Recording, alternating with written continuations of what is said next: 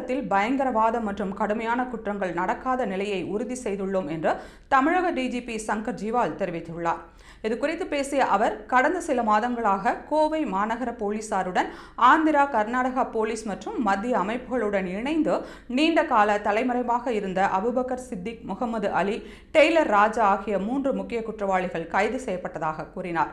Abu Bakr Siddique மீது தமிழகத்தில் 5 வழக்குகள், முகமது அலி மீது 7 வழக்குகள் மற்றும் டெய்லர் ராஜா மீது 1996 முதல் பல வழக்குகள் நிலுவையில் உள்ளன.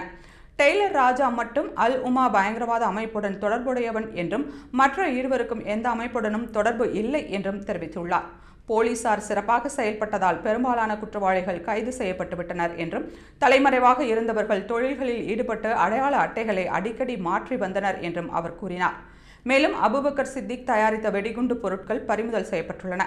ஒரு வழக்கில் 150 பேரில் சிலர் மட்டும் தலைமறைவாக இருப்பது அந்த வழக்கில் தோல்வி என அர்த்தமில்லை என்றும், இது வெற்றிகரமான ஆபரேஷன் தான் என டிஜிபி சங்கர் ஜிவால் தெரிவித்துள்ளார்.